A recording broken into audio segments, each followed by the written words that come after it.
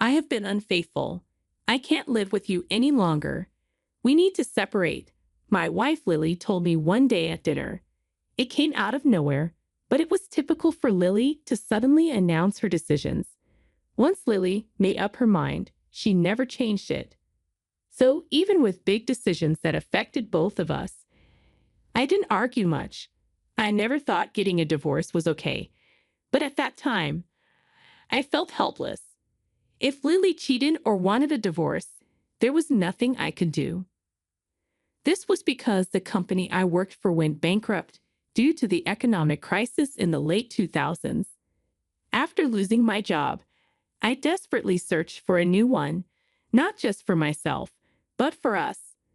For Lily's sake, I sent my resume to dozens of companies. However, I'd only managed to get interviews with 3 of them, and I didn't make it to the final stage with any of them. Despite having about 5 years of experience at a subsidiary of a major automotive manufacturer, it didn't seem to matter. I felt my spirit break. I remembered how lucky I felt when I got the job at my previous company. Receiving that job offer letter was the happiest moment of my life. My biggest challenge in job hunting was the interviews. I was already uncomfortable with public speaking, and many companies used group interviews, which made it even harder for me. The company where I was accepted had a group discussion as part of the selection process.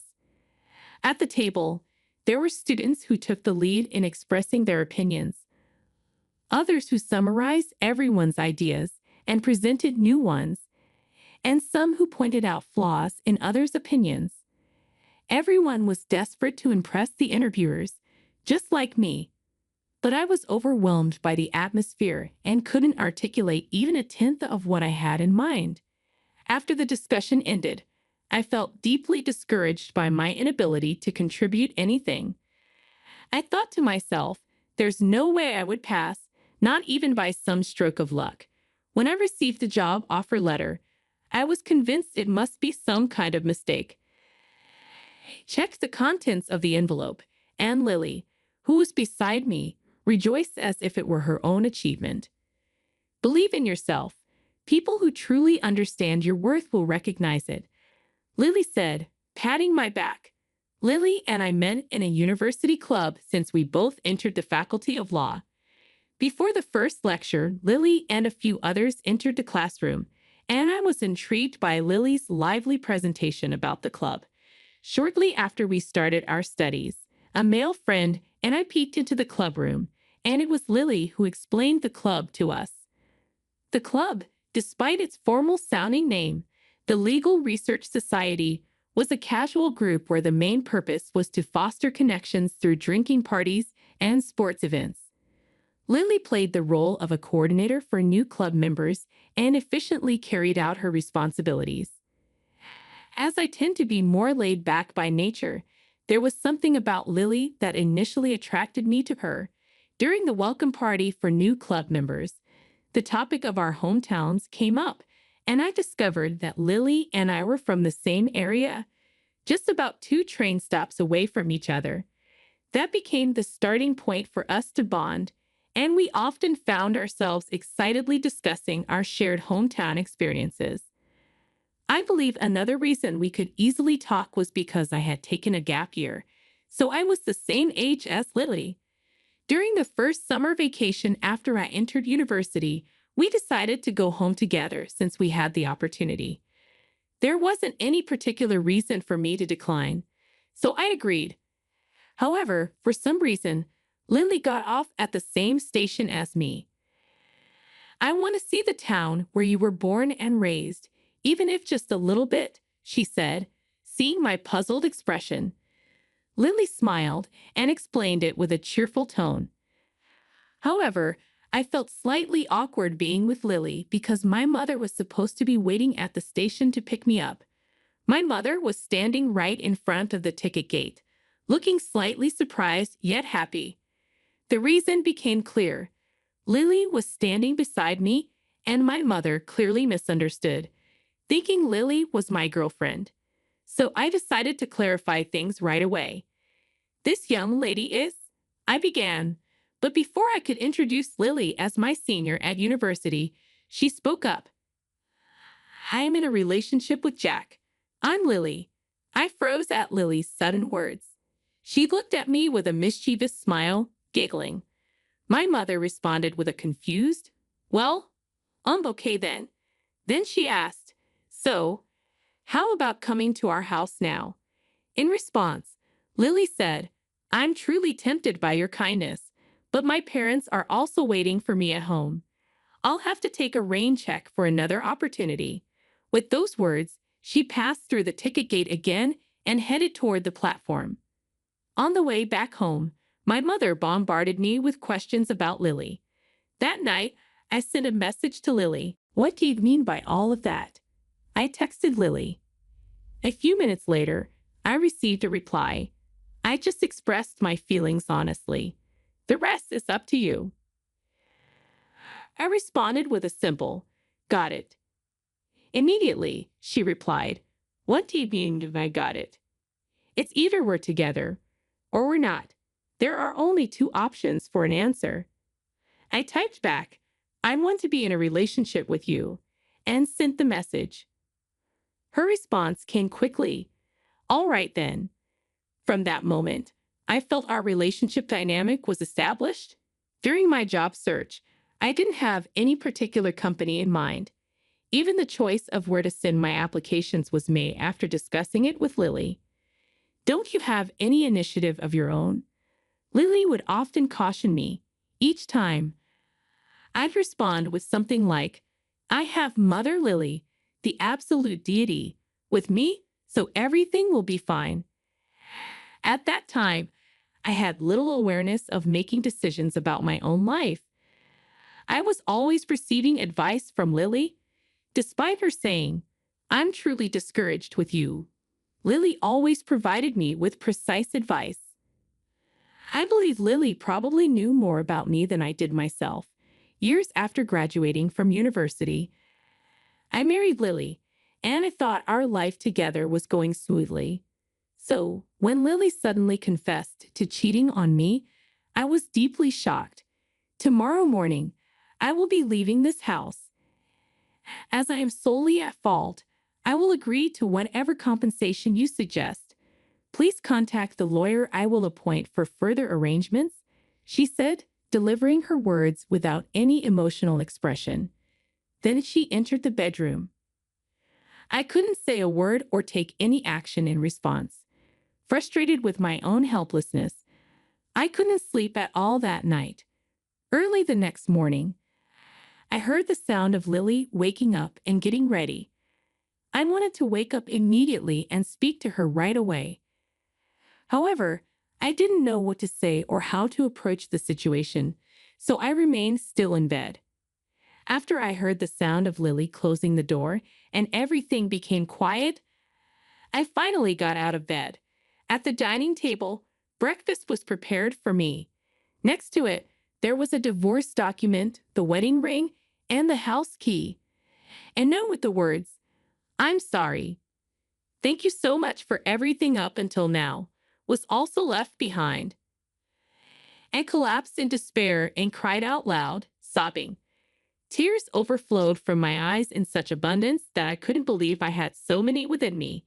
Eventually, I realized I had fallen asleep on the dining room floor. With no motivation to do anything, I stared at the ceiling, feeling lost. As I remained in a daze for a while, the image that emerged in my mind was Lily's smiling face. What's the point now? I kept thinking, shaking my head, but Lily's smile wouldn't fade from my mind. It was then that I realized once again how much I truly loved Lily, and I thought to myself, I should be a man that Lily can be proud of. Some might think I'm being too sensitive or that there's no need to stand by a cheating partner. However, regardless of what others may think, I still firmly believed and trusted that Lily was my greatest ally and understanding partner. Afterward, I worked tirelessly and wholeheartedly. I took on tasks that I was not naturally inclined towards, such as sales as a contract employee, and gained experience in more manual labor-oriented jobs. Due to the unfamiliar physical labor, there were times when I couldn't move the next day due to exhaustion. One day, I received a call from my former boss at the previous company. I have an acquaintance who is recruiting staff for a children's care facility. If you're still looking for work, would you be interested in giving it a try? It seemed my former boss, who had been contacting me from time to time, had been keeping an eye on me since I hadn't found a job yet. At that time, I had changed from my previous passive self and had become more proactive in facing various challenges. Through various jobs, I had developed a stronger mindset of let's challenge anything and everything. Please count me in. I readily accepted my former boss's offer without hesitation. At the children's care facility, there were various types of children: cheerful ones, quiet ones, restless ones, quick-tempered ones, easily injured ones, and many more. Many of those children had experienced things I couldn't even imagine despite their young age. Reflecting on my life, I realized how naive and indulgent I had been. As I sincerely engaged with the children, who were honest with their feelings, I found my own heart healing in the process. I began to think that maybe this was the place where I truly wanted to work. With my doubts gone and a lighter heart, I interacted with the children in a more natural and genuine way. One day, while I was doing desk work, the facility director called me into his office.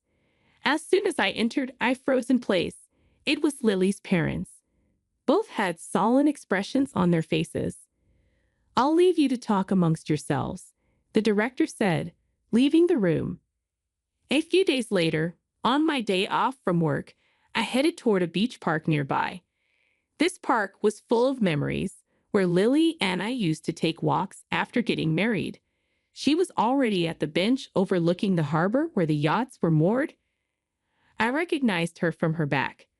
"Long time no see." I greeted her. "It's been a while. How have you been?" she asked as she turned around. I sat down on the bench, leaving a little space between us. "You didn't, did you? Cheat on me?"